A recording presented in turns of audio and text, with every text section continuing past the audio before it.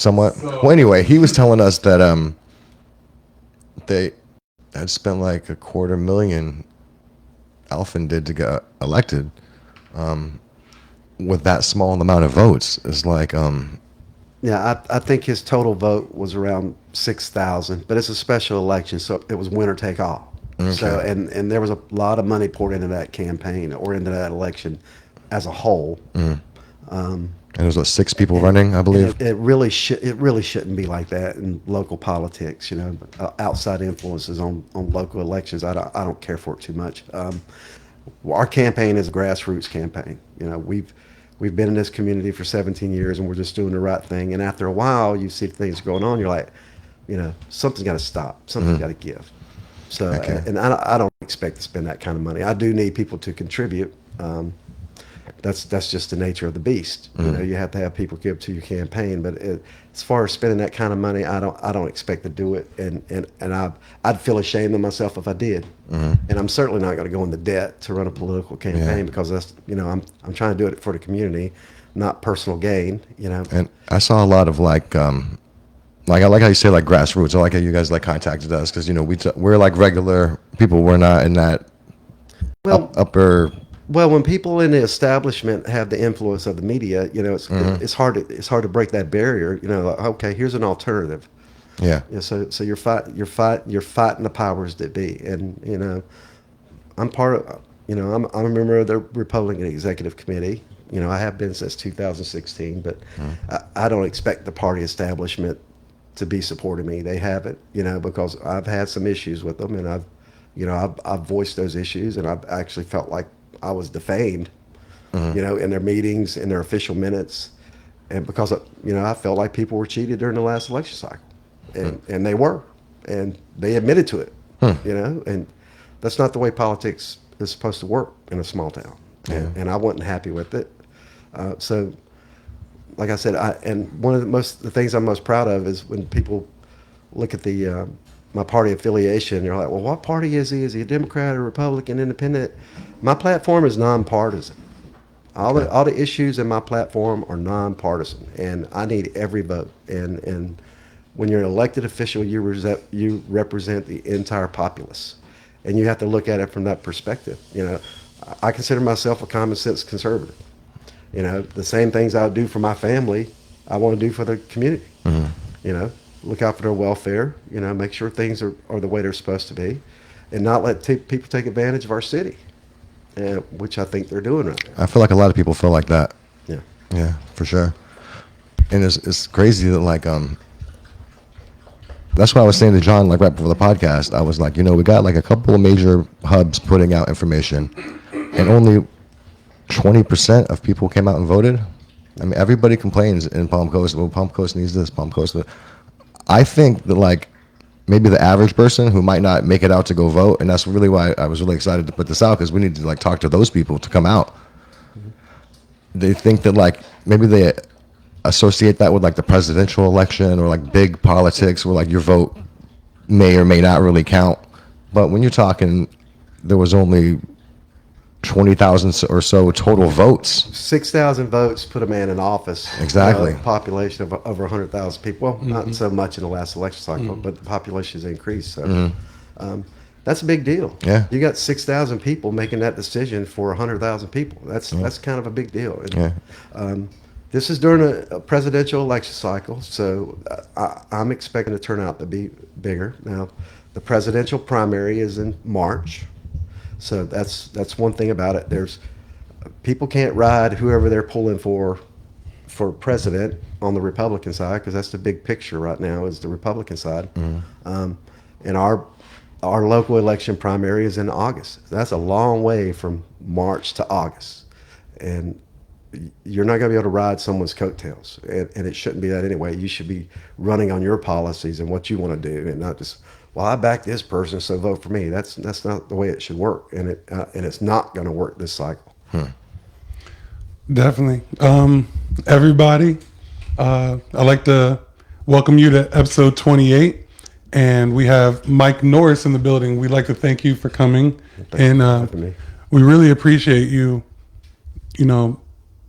Like he said, you guys reached out And we were very happy to oblige because we think it's very important that, the people get to ask questions, not just the establishment. And like I said, I really appreciate you coming here. And also, we're able to ask questions, about just the mayor process. And, hopefully this is a long-standing relationship and we can have you back when you win the race and, talk to you about some different topics that are going on. So everybody, we have Mike Norris in here and he is running for the mayor of Palm Coast. And welcome. So I would just like to start this off a little by just getting to know you. Like, where were you born? Maybe where did you spend the majority of your life? What did you do prior to, becoming somebody that's running for mayor? I'm a native of South Carolina. I graduated high school in 1988.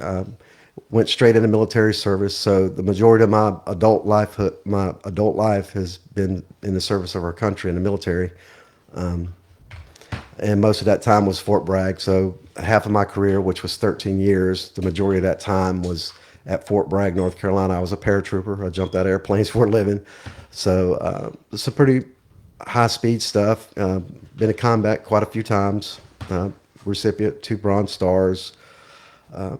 So that's my background. The majority of my career was in the military. Once I separated from them, I retired at 43, believe it or not. I'm 53 now. So I retired at 43 in 2012. My last assignment before I retired, I was the Human Resources Personnel Officer for the Jacksonville Recruiting Battalion up in Jacksonville. In that position, I did all the admin for approximately 308 civilian personnel and military members. And we covered 58,000 square miles in Florida, Georgia, South Carolina.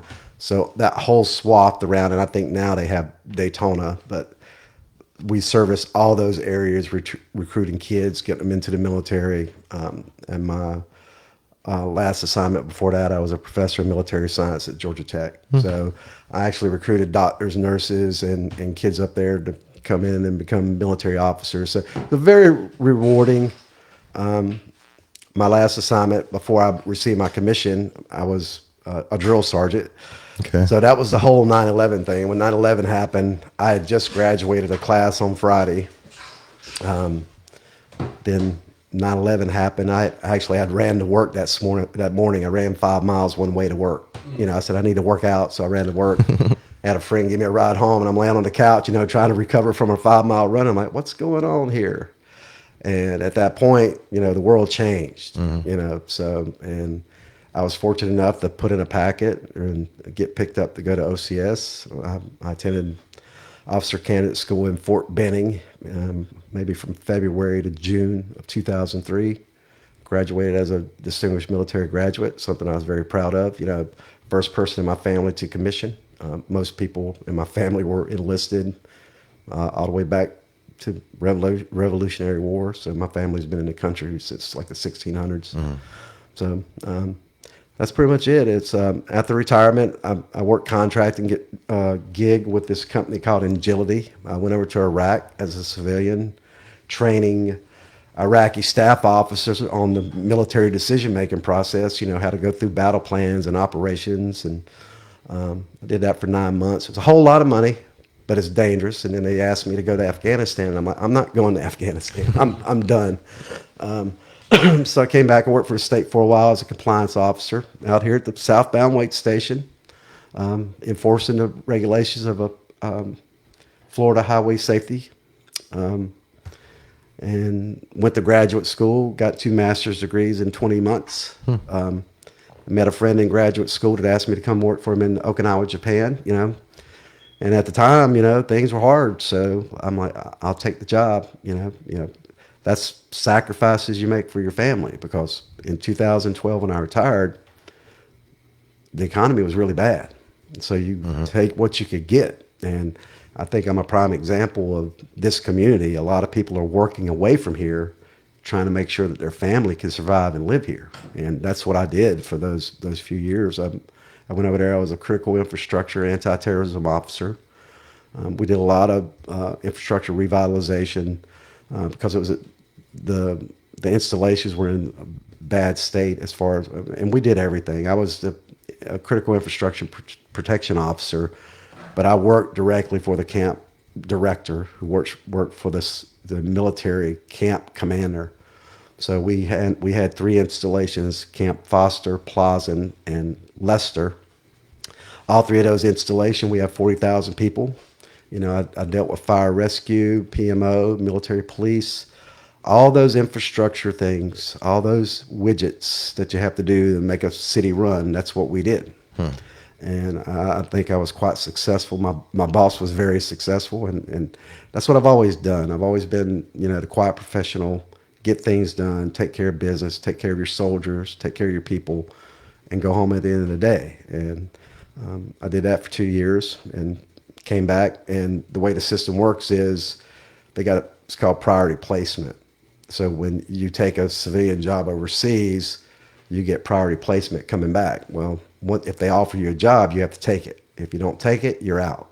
That's just the way the federal government works. So I was receiving an assignment, Lackland Air Force Base out in Texas, San Antonio. So I worked for the Air Force for a little while as a program manager, anti-terrorism.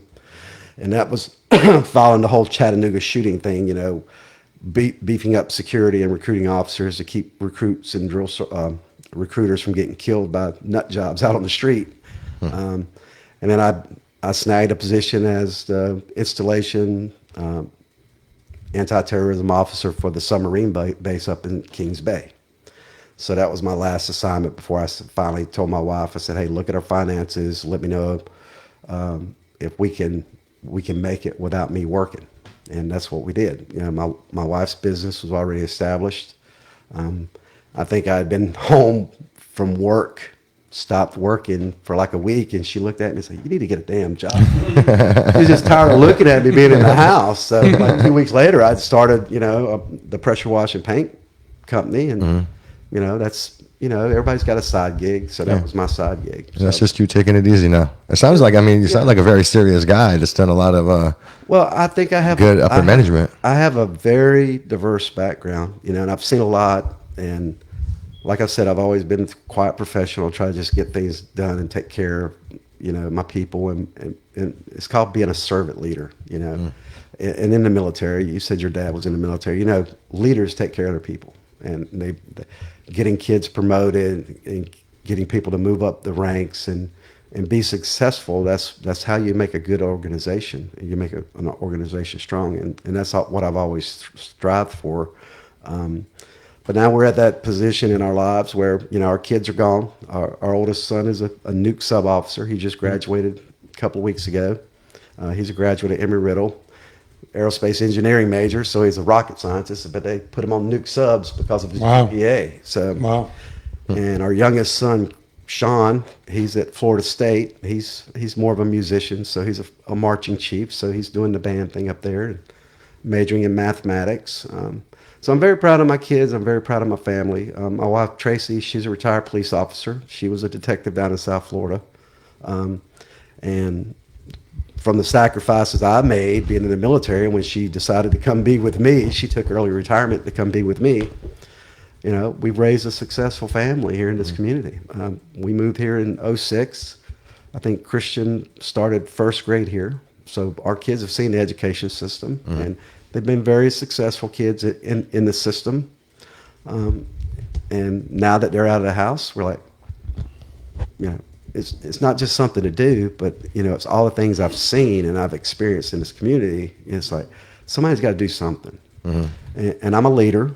You know, I've been a leader since, I can't say I was a born leader, but I can say I've been a leader. You're thrust in those positions in the military.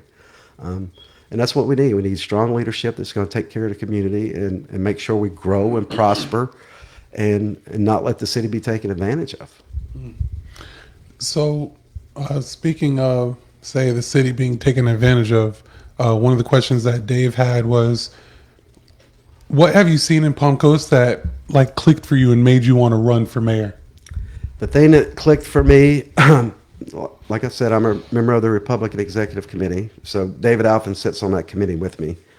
And back when they brought up that whole pay raise thing, you know, that threw me for a loop. I'm like, wait a minute, you can't call yourself a fiscal conservative and increase your salary by 300%, no matter what your motive is. That's something I would do. You know, you can't do that to your community. And then the follow up to that was they didn't roll back the millage rate. So you give yourself this huge pay raise, but you don't roll back the millage rate to help out the community, relieve some of the tax burden on the citizens. And then the whole thing with the election, this last election, and another one was the Marina project. I'm like, wait a minute, you know, you're going against the planners, you're going against the planning board, and you're allowing them to stuff more houses into that little swath of land around the marina when it was designated for a destination resort. That's what it was initially, you know, their initial design, what they did was it was going to be a destination resort. That's 371 jobs for this community that we lost. And if that don't make you mad, you know, I don't know what will, but you know, 371 full-time positions that probably could have helped European Village because that place has a rough time keeping businesses in there.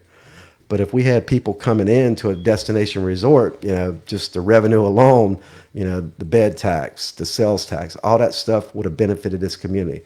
And the icing on the cake would have been 371 jobs. Everybody in this community. Right now, they reported this morning, unemployment here in the county is 3.9%. I'm almost certain it's going to keep going up. So my biggest focus when I'm elected is to get industry in here. We need industry with high-paying jobs to help support this community. Median household income right now is $61,000. Guess what kind of house a person can afford for $61,000? Zero house. I think it's like, A $200,000 house. yeah, I was just at the about, most. yeah, I was just about to say, I think it's like 180 or 200,000.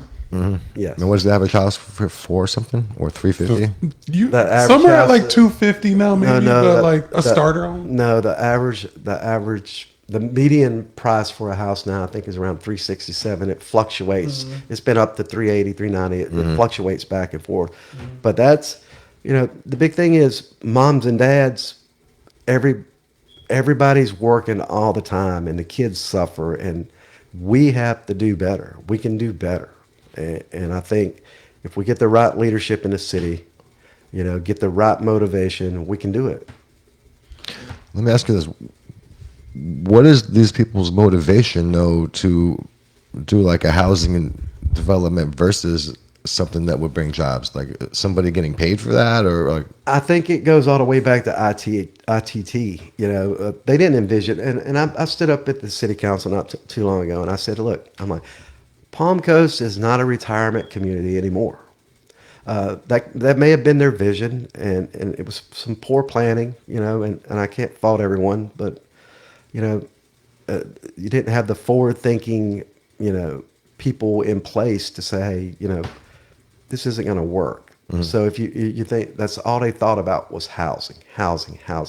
And people have told me, you know, just anecdotal evidence, people saying, you know, well, this company tried to come in here and this company tried to come in here and they shut it down. Well, from face value, you have to take it because we haven't seen that growth. And right now, I think we have 3% of our property in the city that's designated for industrial. Well, that's not going to work. And the big push now is this western expansion. Well, as far as Mike Norris is concerned, I designated all industrial because you got the Live Local Act, right? Everybody's read about that, you know, and it gives developers the power to override some zoning as long as they designate 40% of the property as affordable housing. Well, the more you make industrial out there, they're going to have to fight you to take that land to rezone it to whatever they want. But we have to try and get industry in here, clean manufacturing, pharmaceuticals, electric vehicles, car manufacturing, whatever. Manufacturing is not what we envisioned back in the day, you know, or we grew up with back in the day. You know, we're not talking about Pittsburgh with the smokestacks from the steel industry. It's clean manufacturing. It's all clean, environmental friendly. And that's what we have to push for. And some people on the city council are in favor of that. They know that if you let them build, the taxes are going to keep rising, rising, rising.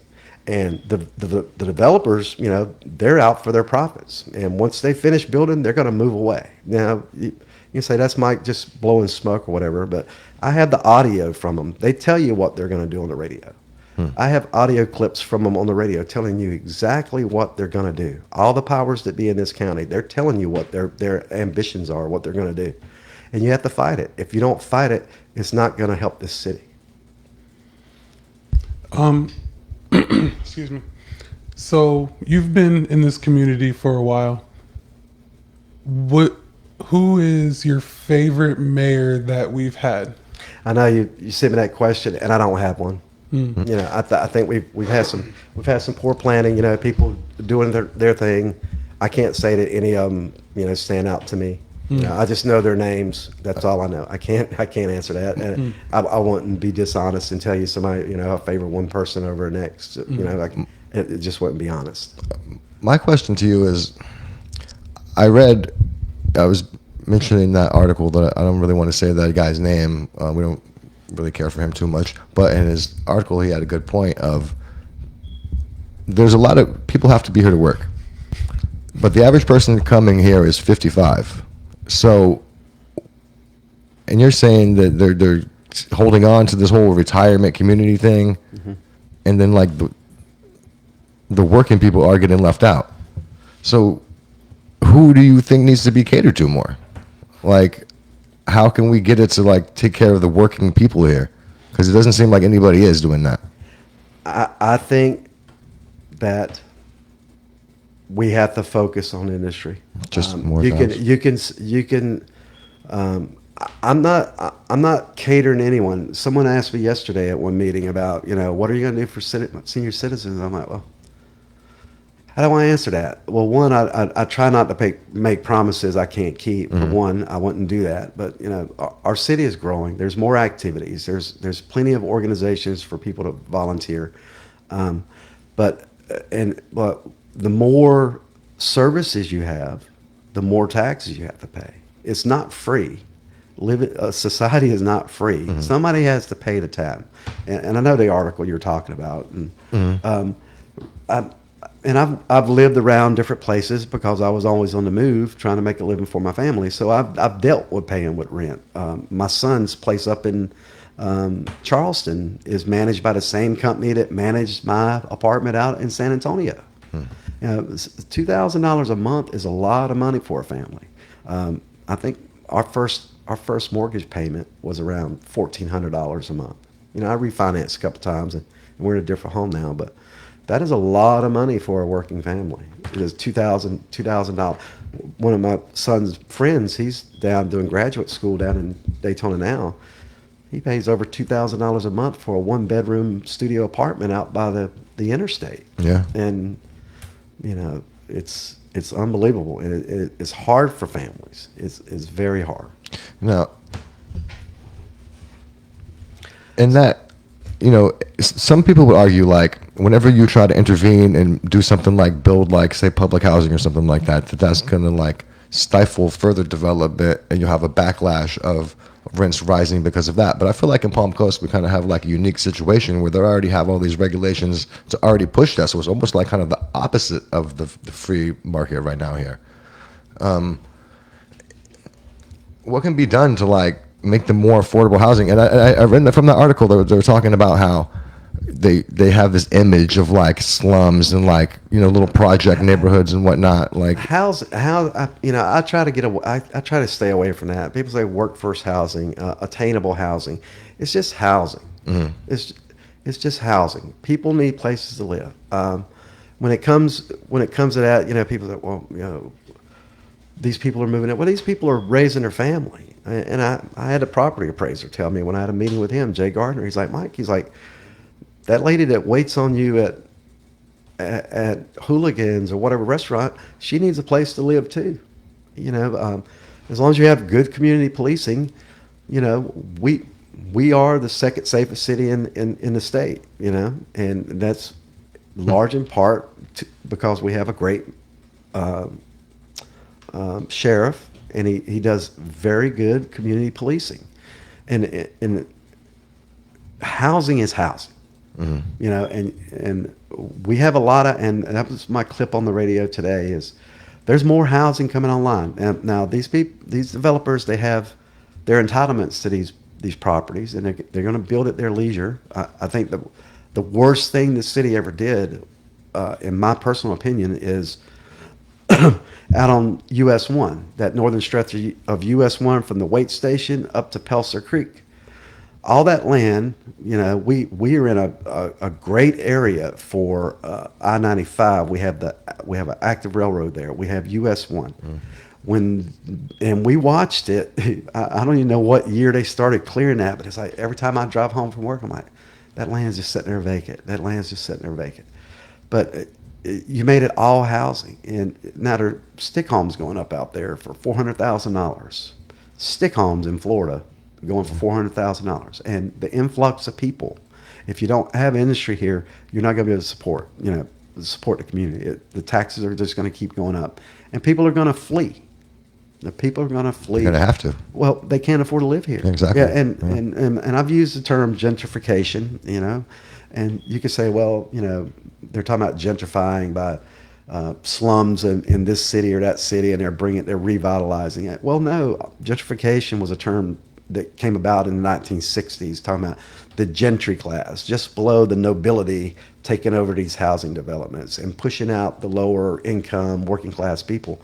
Well, that's what we have going on here. You know, you say that's not the right word, or well, that's what it is. That's what it is. It's gentrification. So if our median household income is $61,000, and you have people that sell their house up north for, say, upwards of $2 million, they're going to come down here and buy a $500,000 house. They're going to bank the rest of the money, but eventually that money's going to run out because it's expensive to live here. And like, oh, wait a minute. And then they're looking for a job, you know, and they said that on the radio today, you know, the employment ticked up because people are moving in, and the first thing they do is they get an unemployment line. Well, let's fix that. Let's get some industry in here so we have jobs, not just for the people coming, but for the people that are here. Everybody complains about the schools. School quality is going down, you know, and if we're going to have students, we want our kids to be very smart. You know, we want them to get a great education, but we're educating them to go work somewhere else. Because I can tell you right now, the way things are, my kids aren't going to come back here. You know, and they're begging us, you know, hey, please don't ever sell your house, because they love their hometown. But, you know, what are you going to do? You know, you gotta have jobs in the community to support the existing people, the kids coming out of high school. And someone made a point today on the radio about trades. Yes, we need to have those skills being taught in school, carpentry, electricians. So when these kids step out of high school, you know, they may not be ready for college. But let's have something here, you know, that they can go to and say, okay, you know, this, especially industries that are willing to train workers. You know, we're talking about onshoring. It's a nonpartisan issue. Everybody from the president on down talks about, let's bring jobs back to America. Let's onshore jobs. Let's bring jobs back. Well, that's what we have to do. We have to do that, and we have to designate property. So when we can, so specifically, I can go to Tallahassee, and whoever the governor is, I can say, look, governor, we have 20,000 acres we have designated for industrial growth.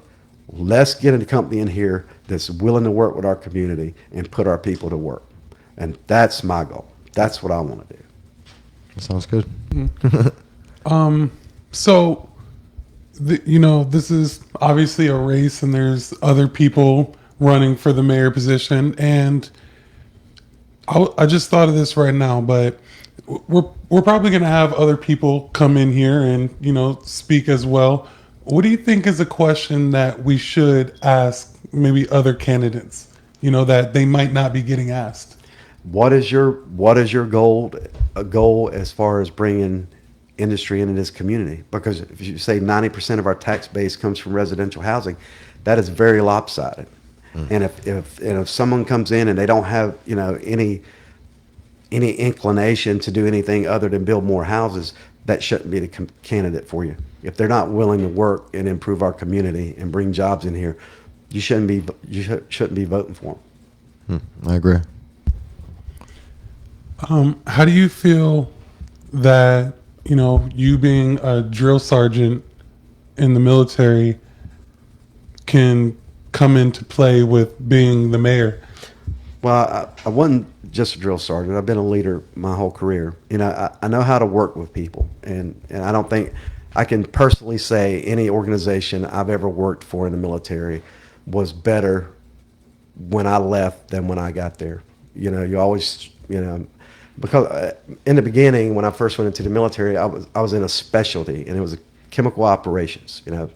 That's things that nobody wants to deal with. That's talking about chemical and biological weapons.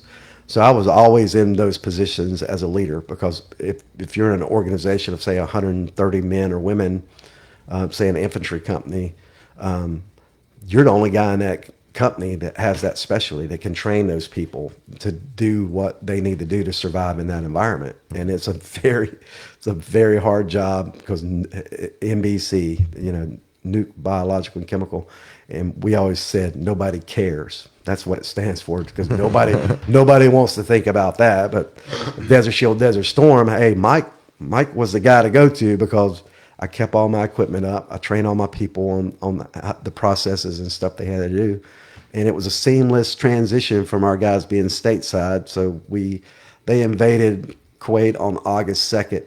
I was in country on the 23rd. So that's how fast things move in that type of high pace, high stress environment. Because in the 82nd Airborne Division, it was anywhere in the world in 18 hours or less. So you had to be ready to go. We had mission cycles. We had 3 cycles. You had mission cycle, support cycle, and training cycle. So you had 3 things you were doing anytime during the month, or your cycle. Either you were training, you were prepared to go to war, or you're supporting other people ready to go to war. So I've been a leader. I've been a leader, and I know how to work with people, and I know how to get things done. I know how to motivate people. So that's what I bring. That's the asset that I bring to the community. Some people may, and I'm kind of mellow right now, but I can get fired up. I can get loud, and a lot of people don't like that. But that's just my personality. And if something's wrong, I'm going to tell you it's wrong. You may not like the way I say it, but if it's wrong, it's wrong. Like so far, like you came here, like we've only met you for like 20 minutes, half an hour now. And like in talking about yourself, like you were very like, the way you've done things, just like, here's the problem. What's the solution? Let's do it. Exactly. And that comes off of you. So, I mean, I don't know. I mean, you've identified the problems here and you have a plan to do it. I mean, I really like that. And I think that you show that you do have that kind of leadership and, purpose, like you make a mission and do the mission. I like that military touch of it. So I mean, in 30 minutes, like that's what I'm getting from you. Yeah. So yeah, I think Well, I'm just me. I'm not anybody else. And somebody can say, well, I don't like him for this reason or that reason. Well, Mike's going to give it to you. I don't like speaking about myself but I'm going to give it to you. I'm going to give it to you straight. And like I said outside, so the lady was saying, you need to be more aggressive. I'm like, wait a minute. And I told my campaign manager that. I'm like, I had a lady tell me today I need to be more aggressive. I'm like, he's like, oh, okay. I'm pretty aggressive. I'm pretty aggressive. And like I said, I'm a no nonsense, conservative, just common sense. Let's get it done. What's the best course of action? And COA, course of action. Most things in the military say, hey, give me 3 courses of action. You give me one. Typically, one course of action is a throwaway. We ain't gonna do that. But give me two viable courses of action to fix this problem, and come up with solutions. Don't be negative. Come up with viable solutions that's gonna work for whatever the situation is. In this case, it's the community. What's going to work for this community? And let's achieve that goal. Mm-hmm. I like that. I like that too. Yeah, because a lot of people are just complaining, saying stuff, just throwing this. It's like, okay, but let's move in a progressive manner that's actually going to solve solutions. What are our problems? Let's identify them. And how are we actually going to solve them? Yeah. Exactly. And like you come off like humble too. Like you don't like when you say like I need to be this or that, like you're reflecting, and I like you come across good. Like I think I'm very grounded, and my wife Tracy, she keeps me grounded, and you know, my hearing is not so good, but I'm like, and you know, she retains information more than I do, and I'll say, well, Trace, what was that? And she'll, okay. So I think we're a good team, and she keeps me straight, and you know, I have an example to set. You know, my kids, you know, especially my oldest son, you know, plain and simple, you know, my dad's a war hero, and you know, some neighbor came and said, "Oh, you're Christian's dad, the war hero." I'm like, no, I'm not a war hero. So she's, "Oh yes, I mean, you are." yeah, you are. If you serve, you've been over there. You know what I mean? Like, I hear where you're coming from, though. Yeah. But you know, everything, all the medals that I have on my chest when you see me in uniform, it's because someone else helped me get there and helped me accomplish. When I received my commission, my old first sergeant, he said, "Oh, you need to come see me," and he wanted me to lock a guy's heels. And I don't know if you know it. Your dad was in the military. Lock somebody's heels, put them at the position of attention, and then shoot her butt. And I didn't do it. And he said, I knew you wouldn't do it, because that's just not the kind of person you are." And he shook my hand. He gave me his coin, you know, and that's all you can ask for, you know, for those people that brought you up and, you know, look up to you and want you to be successful, for them to say, "Hey, you know, good job well done, you know, have a good day." Okay. You know, stepping away from local for a little bit, did you catch the Republican debate the other night? I do not, but I heard it was horrible. Well, the clips I seen was horrible. I texted him. I was like, "Yo, it's a shit show." Like, even like the people who were on the table, and then like the people asking him the questions, they were like, "Okay, if all of you guys were on an island, who would you guys vote off the island?" They're like, "What?" They're like, this is the presidential debate, right? They're like, "This is getting so far." They're saying this in the middle of the debate. I'm like, what's going on? But we, some months ago, we decided we weren't going to have regular TV anymore, and so we just have Spectrum Internet, and you know, we do our thing. My undergrad degree is in political science, so I have my undergrad's in political science. I have a degree, master's in management leadership. My other degree is in human resources.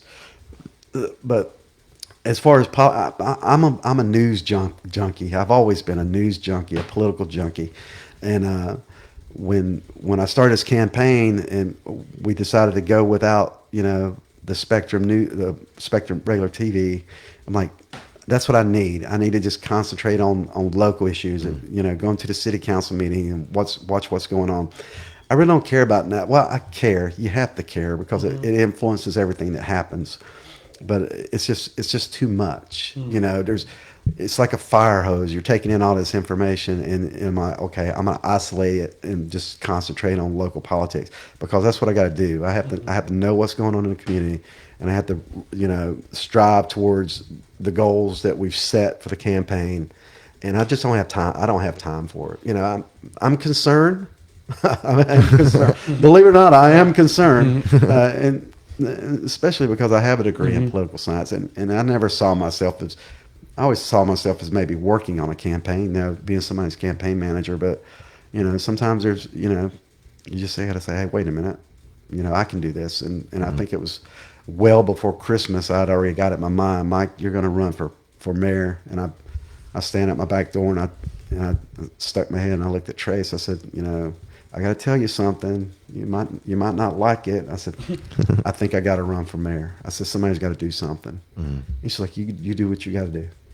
I feel the same way. I was telling him, like, in a couple years, I'm going to run for mayor too. But I think it's just from living this community and actually like caring about this community. It's like, I have to, like you just said, like somebody has to like really care, or else, and I'm not saying that this is going on right now, but, or else somebody else is just going to go in and take advantage, you know what I mean, of some very nice people. Well, you guys are down here in Flagler Beach, and you know, they had that discussion about, you know, how the population growth and stuff was affecting Flagler Beach. Well, it is. Everything that Palm Coast is the largest largest population of the county, and everything that happens in Palm Coast affects everyone else. As far as having access to the amenities, or and I didn't catch all of it, but I read a little snippet. One of their legislative priorities for the county is, and I may be wrong, somebody can correct me if I'm wrong. The county is going to lose its status as a small agricultural county because of the population, and it's not Flagler Beach, it's not Bunnell, it's Palm Coast. So if the county loses that designation, they may be losing money and funds, and that's one of their legislative priorities. I think they're actually going to try to get them to change the law as far as the population. And I'm very hesitant to think that Tallahassee is going to change the law, to accommodate one small community in Flagler County. So you got to think about that. I went to a stormwater meeting they had not long ago. They need $40 million over the next 10 years for stormwater mitigation. That money's got to come from somewhere. It's got to come from the state, or it's going to come from taxpayers. And, I don't want to see us strapped with that. And I think one of your other questions was about Palm Coast Beach. Yeah, someone talking about that. Like our city, me personally, I have no desire for Palm Coast to have its own beach. I don't, because one, it's a headache, and this is going to a state level, and people may disagree with me, but I lived on Okinawa for 2 years. I was an emergency manager. I dealt with 5 major typhoons while I was there. That island is fortified from storms because they're in the middle of the ocean. They're a small island in the middle of the ocean, and with our stretch of highway out here, A1A, if they don't put a seawall in, we're going to keep throwing good money after bad. Dumping rocks on there again. But because it's like every year you see it, it washes away and they fill it in with dirt. More money, billions and billions of dollars.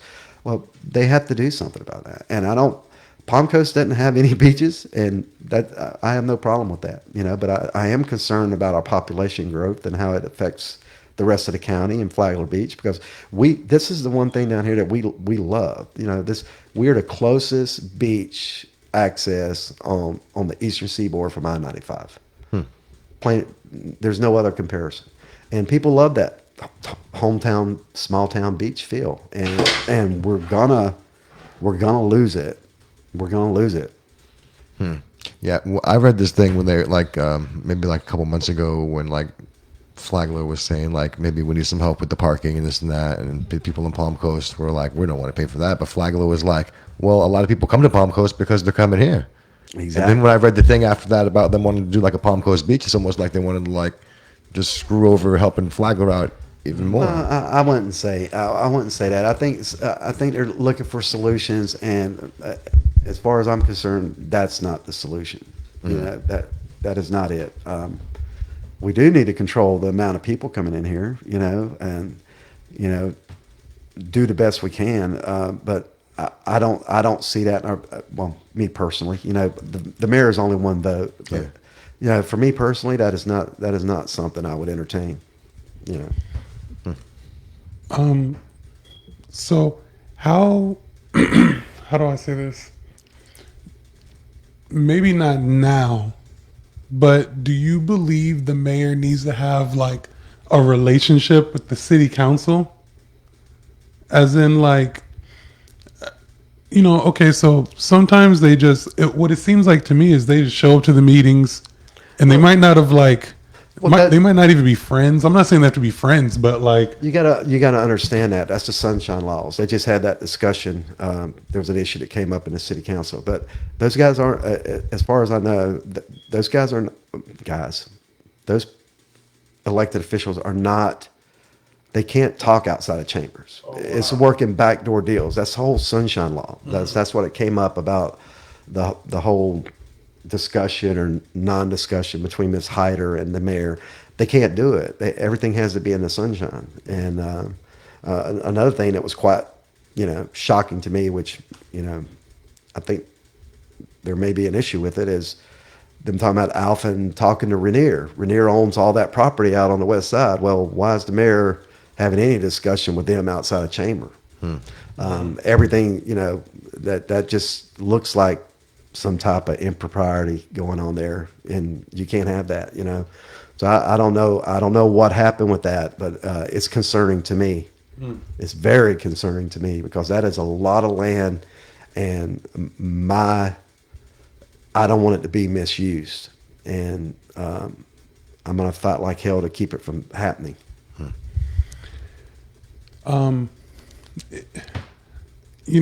Something that I wondered, like as the people, is say like the Rusty Bridge over 100 situation and stuff like that.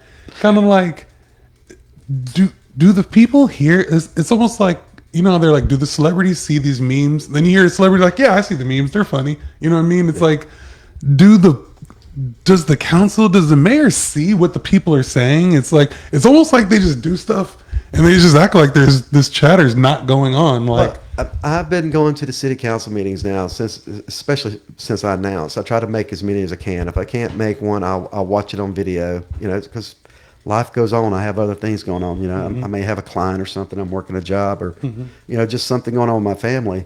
But it's a steady decline in people that show up to meetings. It's like they're sitting there and I'm like, and I told people that during the whole FP&L thing, I'm like, stay after that hot button issue. Stay and watch what's going on. Because that's when the sausage is made. After everyone's gone, they're pushing through all the stuff that they're doing. You got to stay and pay attention, and it's disheartening to the residents because they'll say, you see it online. If you're paying attention online, you see people like, there's no reason to go. They're going to do what they want to do anyway. Well, that's true. They are, but you can make your voice heard. You can go and stand up. Some of the people from the south end of the city, they're planning on being there this coming week for the next meeting, and filibuster them concerning what's going on with that one development down there because they don't want apartments in their backyard, and they have every right to voice their opinion. My whole thing as far as development is town center. Town center has not been, and we've had plenty of time to do it. It has not been developed the way it's supposed to have been developed, and that is a knock on a lot of the elected officials that they haven't made it happen. But as far as more dense population, that's where it needs to be. When in doubt, zoom out. You zoom out that map and look at that town center, and you look at all that property, and nothing's been done there. We finally got a movie theater. We got those apartments there, and they're starting to fill in. But we need that city center. We need those shops, restaurants, boutiques.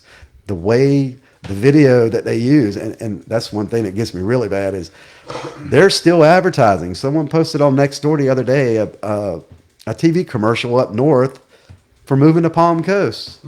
Why the hell are we advertising for more people to come to Palm Coast? Who authorized this? Exactly. Who's paying that tab? We should be advertising for industry to come to Palm Coast, not more people. We are the new California. People are going to keep coming to Florida, but we have to control it. We have to control the best we can, and 90% of our tax revenue coming from individual property owners is not going to work. It's not going to work, and we have to fix that. But as far as housing and stuff, the more densely populated area, that's the whole concept of the town center, And I went to a seminar down in Pompano. They're doing a revitalization, and my sister-in-law invited me down, and she's like, Mike, you need to come check this guy out. Well, this guy's like one of the top urbanists in the world as far as designing and revitalizing downtowns. Well, the whole concept is you have your shops, restaurants, and stuff on the bottom floor. You have businesses on top, on the second floor, and you have condos or apartments up. And they have some examples of buildings that pull more revenue and property tax and sales tax and stuff in a downtown district like that that's been well designed, well thought out, than a Walmart, than that one big box store. So it's all about, creating that tax base and pulling those resources from those tax bases. And not only that, but it's the aesthetics of the city. If you want to draw people to the downtown area, who wouldn't like to be able to go down and sit on the sidewalk at a sidewalk cafe and have a croissant and a cappuccino while listening to a band in a restaurant down the street, and then after you have your cappuccino, you can go to a cigar bar and hear somebody play the piano and smoke a cigar and have a little glass of cognac or whatever. That's what we all want. Well, at least that's my vision of how things should be. And we have to work with the stakeholders out in that town center area to say, let's do it. The whole thing, if you build it, they will come. Well, yeah, you need to build it so they will come. Mm-hmm. Make it an enterprise zone, especially for these small businesses. Small businesses are the lifeblood of our community. I've met people that, they have phenomenal work to get their businesses up and running. But storefronts, mm-hmm. For you to rent a storefront is a lot of money. Yeah. You're looking $4,000, $6,000, $8,000 a month off the top just to pay your mortgage. Mm-hmm. That's not including utilities and all that. Well, if you do some type of incentive, say, okay, let's build this building, let's build a nice restaurant, and line up those boutiques and specialty shops, and have the top level of the building, and pull those revenue and help these small businesses. If it's some type of subsidy, for a period of time, then you do it. You get those businesses in there, and you hope that they strive. And mm-hmm. Things are happening around us, and we're just sitting here idle. St. Johns County is out of control, and but all those town centers and stuff, all that stuff went up. Regardless of, you could say, the recession, the housing bubble, all that stuff was still built up during that time. Mm-hmm. And you have, our kid was in the band, so we were always traveling with the football team. All those small communities are bubbling up out there on the west side, Green Cove Springs. Mm-hmm. They have 3 or 4 new high schools up there mm-hmm. because the community has grown that much. But they have town centers out there. They have that. And that's what we need here. It's just, I don't understand it, but all I can do is work to fix it. I hear that. Because we were thinking about doing like a little storefront thing too, and it's like impossible. And like I was on the website of Palm Coast reading about the town center and their arts district and this and that. And it's like, that movie theater's been there for like 10 years now, right? Yes. Like, what are you doing there? It's just an empty thing with a couple government buildings. Well, yeah, you see the for sale signs out there. I actually took pictures of all of them some time ago, and property changed hands, and Ms. Pontieri actually said in the city council meeting, we were being held hostage by these developers with the town center property out there. Mm. Well, work with those stakeholders. Say, look, this is what we want. Let's make it happen, mm-hmm. and lean forward and make it so. You got to work. You got to work. You got to work to get it. You got to have willing partners though. You got to be able to say, hey, and there's a lot of money in this city, this county. There's a lot of money. There's a lot of wealthy people here. You got to get those people. Say, hey, look, we're trying a co-op or something. Say, okay, let's invest in this and work for a return on your investment and grow this city. And I think people are sitting on the sidelines, and people live their lives, but there's a lot of money, and we need to get those people involved to help build our city to what we want it to be. I have 2 more main questions. Okay. The first one is, you said you were a paratrooper. So, you spent a lot of time in planes, a lot of time jumping out of planes. Mm-hmm. I told him that a second ago I was going to ask this question, but do you or have you ever seen an alien? Or are you allowed to speak on it? I've never seen anything like that. Okay. G14 classified. But what do you think about what's going on lately and them coming out with these different things and like Commander Favors saying like the pill thing? Have you ever heard of anybody saying that they've seen anything? Or no, that's an odd question. Air Force guys would be more inclined to answer that than me. No, I just figured, you spent a lot of time. You might have seen something. About the craziest thing I ever saw in the military was we went to, we got to Saudi Arabia. I got there on 23 August. That was before the invasion.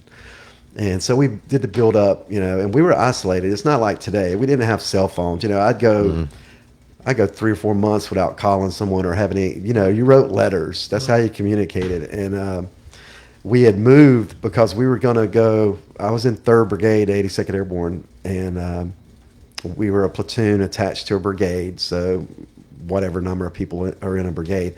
But we completely air mobiled our unit from Riyadh, Saudi Arabia up to the border right before the invasion. And this is a long time ago. God, I'm old.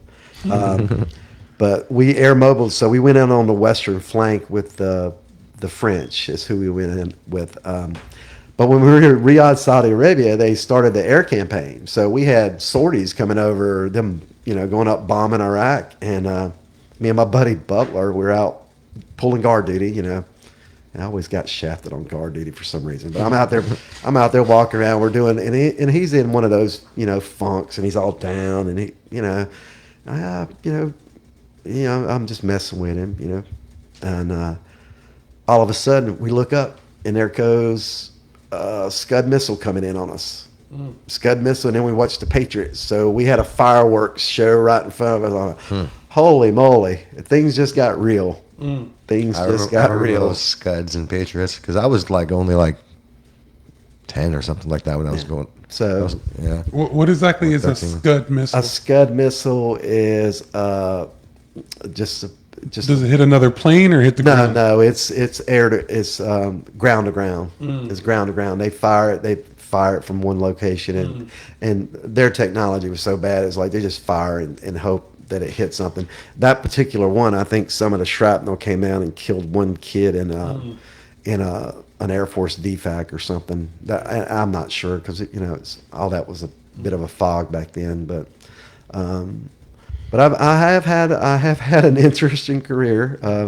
I did Desert Shield, Desert Storm. I went over. I was a platoon leader during the invasion. I had 11 HEMTs. They're utility trucks, and I was in a launcher unit, MLRS. So I technically had control over 2 launcher units when I was over there, and that's a lot of firepower. So that's 6 launchers, 3 launchers per platoon. I had enough firepower under my direct control to completely destroy Baghdad. Wow. That's the kind of responsibility you have in those positions. You're and they were talking about sending ATACMs over to Ukraine. That's what we fire. We fired ATACMs, rockets and missiles. And it's to me it was and thank God I never had to fire a mission. But it's just the thought of indiscriminate killing. Me and Trace, before I went over there, we were laying in bed watching some of the bombings and stuff, and like Trace, I'm like, I don't know if I want to be part of something like that. I never trained. I trained light to be in a light artillery unit, and they wound up sticking me in MLRS, and that's indiscriminate killing. I don't know if you know some of them, but the missiles burst and it shoots out small hand grenade size, Like a cluster bomb? cluster bombs with wires on it. So anything in a grid square, anything that moves dies. And I was always, hey, it's me. I see you. I kill you before you kill me. That was always my concept of the military. So I was very uncomfortable with that. But I was very fortunate. I was given a supply platoon, so I handled ammo for the majority of that first iteration. And then the whole unit's mission shifted from blowing stuff up to collecting ammo and munitions and stuff. So the focus of my battalion became our heavy equipment, our trucks, hauling ammo and collecting all those stuff. And then my last major deployment over there, I was on a MIT team, which I was embedded with the Iraqi military. That's when we were training them to fight and win on their own. So we'd train them during the day, and at night they would try to kill us because they were all Jaysh al-Mahdi militants. So I was in the heart of Baghdad. It's called Qadamiyya. The Qadamiyya shrine's there. So we would train them during the day, and at night they would try to kill us because we'd go out on missions at night. We'd train during the day and go out on missions at night. And we were actually targeted for assassination one time because they moved the unit, and we had a drive to go train them. And my boss just out of the blue one day said, "We're not going." It was a Wednesday. He said, "We're not going today." Okay. Well, about the time we would have arrived at their unit, they had an IED go off and kill some of our people. That IED was meant for us, so we were targeted for assassination. Okay. So it's been an interesting life, and I've been blessed. I've truly been blessed, and the good Lord has looked after me for a long time because I've done some crazy stuff. But here I am now. Yeah, like I said earlier, like, you seem like been a very serious person, and definitely had a lot of responsibilities that you obviously handled. Thinking back to the last election, like, and we spoke to some people too, and they like to, outside of the narrative, to like try to trash you in some kind of way, and maybe say you're like, People trash me? yeah. Really? Well, it may happen. Imagine that. It may happen, and they're gonna try to I'm not. because like I said, like, just meeting you, like, I can see, like, you've been a serious person, and I feel like you're definitely qualified to handle this mission of being mayor. But I feel like they're gonna be like, oh, he's some kind of right wing, this or that. So I want to let the people know now that, like, we've never met this guy before, and like right away, like, you can see the potential of what he could do in meeting him in person. So people, consider this guy, read his website. He's a serious guy. Our biggest thing right now, we've met the threshold for petitions. I told you guys outside. We have met my people, my volunteer. I always say guys. Don't take guy the wrong way, because for me, guys are guys and girls. Your team. It's guys, Well, But people knock doors, spread my name, handed out my business cards, and we started in February collecting petitions. By the end of March, we already had close to 400 petitions, and we wound up turning in my last batch. We were over 810. I think probably 818. So they kicked back a lot. Our number was 699.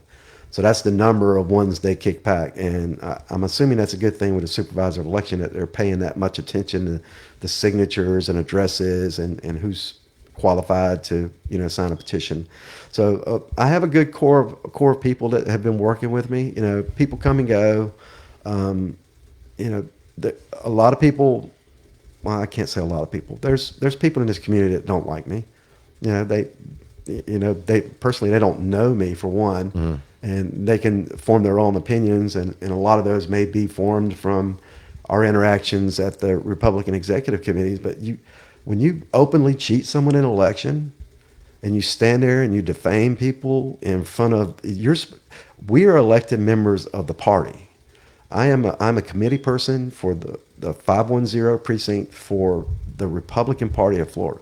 So I am an elected official for the state party. And for you to stand there and defame people and to cheat people that are Republican, you're cheating your own party. I have a serious problem with that. And if you don't like me saying something about it, and you defame me, for one, and you can have your opinions of the candidates. I don't care what the candidate says they're a Republican, they're a Republican. That's their party affiliation. They're running as a Republican, and I'm here to bet we're charged with promoting Republicans and getting Republicans promoted, elected to positions within the county. That is our charge. That is our objective of the Republican Executive Committee. And if you're cheating someone, I'm going to call you out on it. And if you don't like it, I stood up for a lot of people. I stood up for a lot of people, and I've been bashed by a lot of people, and I don't care, because if I'm right, I'm right. And once all the dust was settled, I was vindicated because I was right. Everything I said was honest, and I gave my opinion. And if they don't fix the problem, that's their problem. I've moved on. I'm running for mayor. I'm running for all the residents of Palm Coast. It's not Democrat, Republican. It's every resident of this city, every man, woman, and child in this city, and that's who I'm representing. And I'm telling you, my biggest accomplishment so far is when I came up with my platform, and people read my platform and they read about me and they don't know what party I am. That's a good thing, because it's a nonpartisan race. Yeah, I had to ask you. Like, I read your thing as well. Yes. And even then, yeah. Yes, because it's nonpartisan, and I have a degree in political science, and I know, that you have to be a representative of all the people. You can't say, well, I'm not going to listen to that person's idea because they're independent or libertarian or Democrat. If it's a good idea, it's a good idea, and that's how the military works. Good ideas are good ideas. It doesn't matter who the person is. Well, I hate that guy. He's an asshole. But he's smart and he knows what he's talking about, so you might want to listen to him. Mm-hmm. Yeah, that's how I've always been, and you have to, See, that's how it should be more, rather than like what you're saying. Yeah. But in mainstream media, they want to talk about who you are, not what you are, or not even who you are, what you're perceived as, or what we tell you that he is. And that's one of our issues. Is there I don't ever see there be a third party, in our country, but like-minded people, like people talking about the no labels party, and I don't know if you guys have heard of that one before, but like I said, I'm a common sense conservative.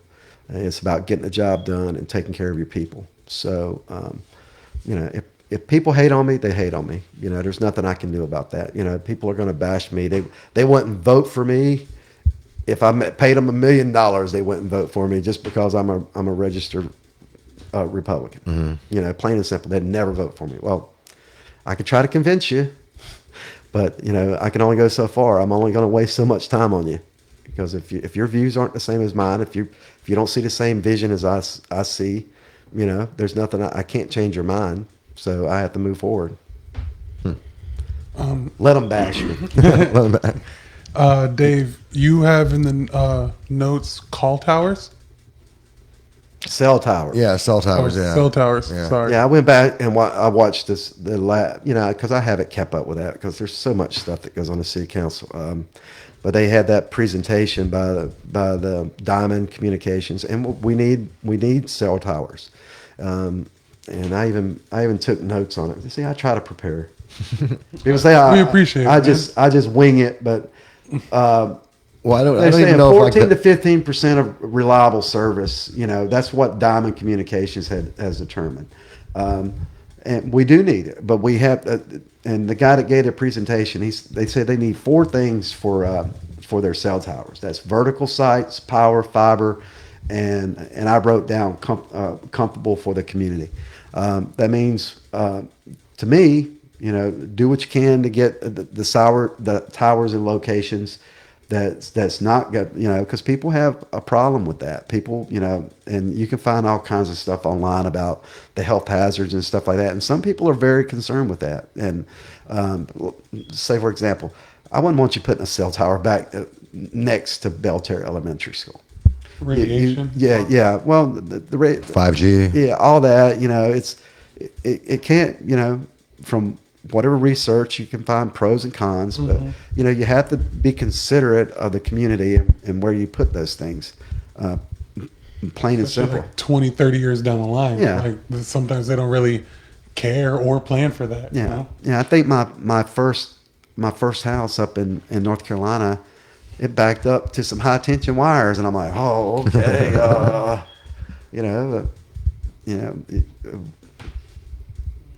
What are you gonna do? But you have to be considerate. And if we only have, and I have to take it at face value. I know Chase, my campaign manager. He says, I hate Palm Coast. The cell service is horrible. Well, Yeah, and it's worse. The more like in town you go, the worse it is. Yeah. Well, it's just like and East section's kind of bad. Yeah, and it talked about incorporating that with development. So you have to lean forward and you have to think about those things. Where are you going to put them? And I have every expectation that we'll do the best we can to get cell service and take into consideration, the needs of the residents. And I think they were talking about one over by one of the golf courses, and people were up in arms about it. And that's people, their way of life, they don't want it affected, and but we need it. We need it. We just have to be considerate of the community and where we put them. Yeah, well, I just read like a little thing that was saying that the building of them are kind of discouraged or like by the current leadership like this is not from anything major. This is just like chatter of people like arguing with That each he other. said what? That, like they're not really putting them up because for development purposes. And they're like they don't want to give that land or area for just that. So I don't know. And like I'm saying, this is just chatter. Property is a premium. It's at a premium in Palm Coast and in the county for that matter. It's I don't think most of the where they put them up is that big of a footprint per se. So you have to be strategic about it. That's when you're strategically planning. It's not line of sight.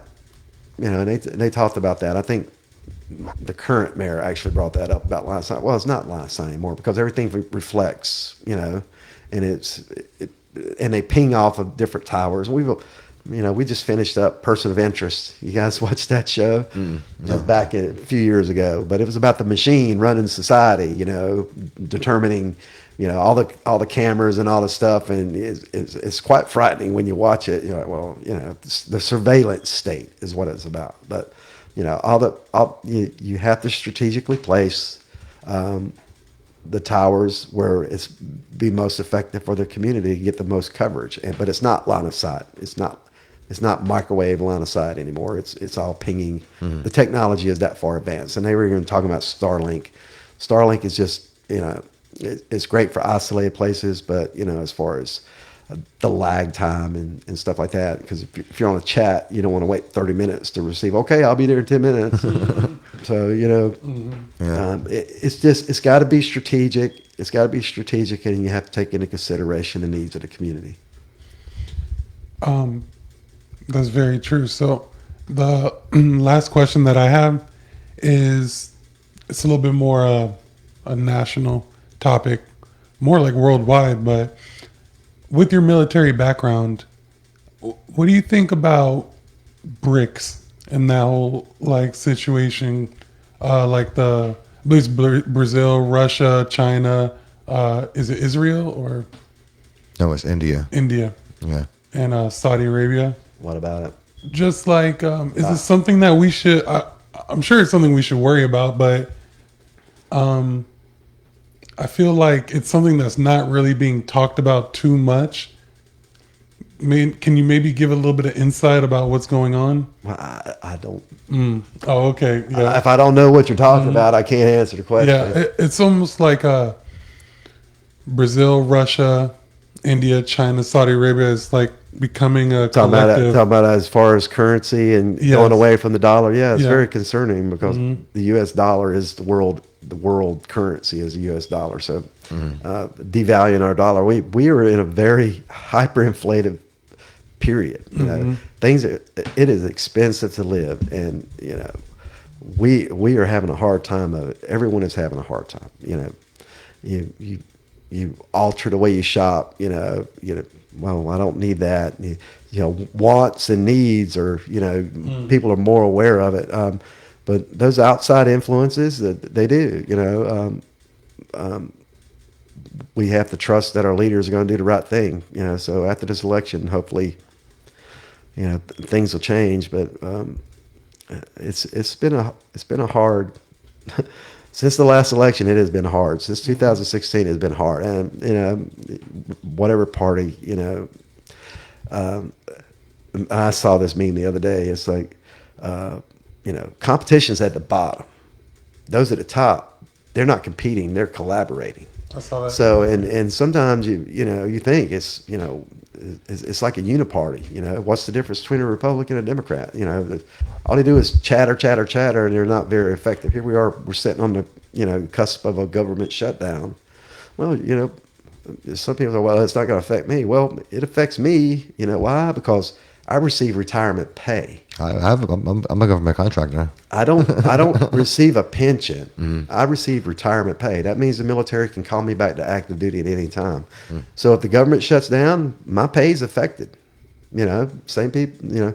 They're always threatened. It always comes down to Social Security. You're threatening those people on Social Security. Well, you have to have good policy, and all the money they're pouring into Ukraine. I have a problem with that. Same thing with out in Hawaii, the big fire out there. You're offering people $700, while we got millions and billions of dollars poured into Ukraine. Yeah, billions, yeah. And I think that the European Union and European states, it's in their backyard. They should be concerned with that. We're talking about international politics. Sorry. But anyway, it's like the UN. I've studied political science, and I think, me personally, I think the UN is like the worst organization ever created because in their charter they talk about preventing war. That's like their number one byline, and you can't quote me specifically, but that's their number one thing with the UN is preventing global conflict, and they don't do it. The UN could actually raise their own army and respond instead of the 82nd Airborne Division or the 10th Ranger or 1st Ranger or all our special forces and stuff responding to, like when we went to Panama or Grenada or any of the other stuff that we've done. The UN could have an army to do that instead of try to send in peacekeepers to keep the peace afterwards. Well, they can go in and quell that violence to begin with, if they had their own force. But that's international opinion and my personal opinion. But if you're an organization charged with preventing war globally, well, why don't you do that instead of hustling money out of countries and condemning Israel, for example? You condemn Israel at any point you can, and you back this country or that country, and it's just a mess. The world's a mess. So I'm not zooming out anymore. I'm zooming in on local. That's a very good thing to do. When in doubt, zoom out. But you ain't in doubt. Well, we definitely appreciate you so much for coming in. This is a very insightful conversation. Definitely got to know you a lot more. Biggest thing right now is people to visit the website. It's just norrisformayor.com. Contributions, if you want to contribute. But I'm not a wealthy man. I've resigned myself to the fact that I'm never going to be a wealthy man, and I'm perfectly fine with that. But it takes a lot. And like I said, I don't expect to spend a whole lot of money on this campaign. But you can take a rowboat to England, but you can get there a lot quicker on a steamliner or So people that want to contribute to the campaign, follow us. We got Creekside coming up. I'll be out there shaking hands. I have my stickers, the I Like Mike stickers. So if people that want stickers, if you see me, stop and ask me for a sticker and ask me any questions you want. And we have a fishing tournament at the end of October out at Bing's Landing. We've already got a few vendors that are committed to coming out. We've got a musician that said he'll come out and play the gig for free. We have a cigar bar, a guy with a mobile cigar bar. He's going to be on site. There's a few other small business, and I want to make it like a small business kind of thing, highlighting our small businesses in the community. So for those guys, it's like I'm asking for a $40 contribution for both days. So on Friday we'll have the captain's meeting. We'll have the musician there, the cigar bar. There's no alcohol because it's Bing's Landing. It's a county park, and it costs a lot of money to get insurance for an event where you're going to have alcohol. So we're not going to have any alcohol. We'll have a cigar bar. We have local artists and artisans that's going to be on site. And the fishing tournament, it's open to everyone. We're asking for a $100 contribution for each participant, and that'll go a long way. And I'm hoping to make it, once I'm elected, to make it an annual event like Fishing with Mayor Mike or whatever. Maybe raise money as a charity as far as scholarships or something for the kids in the community. But I'm not a black tie, dinner party kind of guy. I fish. I go fishing almost every Monday with my best friend in the city, Paul. He's a 76-year-old old Vietnam guy, from Syracuse, New York. We try to go out every Monday morning and go fishing out on the Intercoastal, and that's what we do. Oh, okay. You said intercoastal. I was going to say freshwater or saltwater. Saltwater. Okay. It's actually a Grand Slam tournament. So that's redfish, flounder, and trout. So the grand prize will go to the person that meets those criteria. And we're also going to do junior angler trophies. So just to get the kids involved. And like I said, I want to make it an annual event, and we'll see how successful we are with this first one. We got a long way to go before the election, man. We're a long way out. We are. We're more than a year out from the election. And everybody's got to remember, like, only 20% of the people voted last year. Yeah. You know, he says he's for the people, and it seems like it.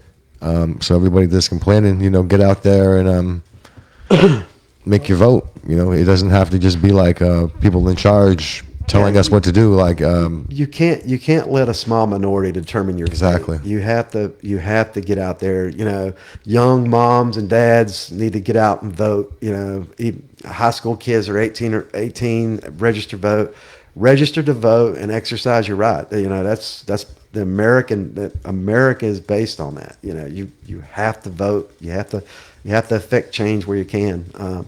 So I'm looking for every vote. And someone complains like, well, you got to concentrate on super voters. No, you concentrate on every voter, and that's been our motto since the beginning. Knock every door. I'm not, you know, targeting one specific demographic. You know, well, you know, Mary Jane, she votes every election. Okay, I want Mary Jane's vote, but I also want Sarah and Jessica and Jim's and Bob's and whoever else, and hopefully we'll be done by the primary. If we can get 50% plus one, we won't even have to go to a general election. That's the goal, is to not even let it go to a general election.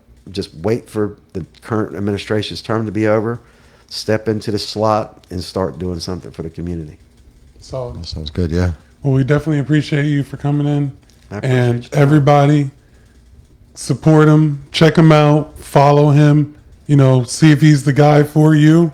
You know, everybody, like we said, just get out and vote. And, you know, we're going to be continuing these through, you know, election time and stuff like that. But we really appreciate you for stepping out, being a leader, and really coming on here and speaking to the people. Yes, Because, sir. you know, this is definitely going to reach a solid amount of people. So we appreciate you. Alternative media, there's nothing wrong with it. Everybody has their voice and need to have their voice heard. And I support you guys. You know, I'll come back anytime you want me to, Appreciate that. because it's going to be hard pressed. You know, if the powers that be doesn't want me to be elected, they're going to do everything they can to keep me from being elected. So it takes everyone working together. And Definitely. that's the thing about it. You know, everybody went away from the regular media. Now Tucker Carlson's on fire on X. Yeah. You know? Yeah, X. And I'm on Twitter. I'm not very active on it, but you know, I follow and try to keep up. So Yeah, and I that's- appreciate your time. Yeah, that's kind of what I was expressing to him a little bit when we first started. It's like, you know, there's the public mainstream media, but it's like if you have a voice or if you create a voice, you can be anywhere and your voice will be heard. You know what I mean? You know, and a lot of these, you know, when you go on, and I'm not speaking down on anybody else who you go and speak to. That's not my mission. But sometimes it's like short, like They're looking for content. those short sound bites. You know what I mean? You know, the talking heads. Yeah. Sort of. Speak. Exactly. Yeah. And then also, I feel like they might not be either listening to the people or walking the people day to day, seeing what's going on and stuff. Yeah. So, you know, and if there's anything else, you know, if there's any kind of, they're trying to slander you or anything, you can come back and speak here. And, you know what I mean? We're going to elevate the voice. So we appreciate you. Yeah. Everybody, check them out. Go follow them. And have a great day. Yeah, see you guys Flagler later. Weekly. Yep. Thank you.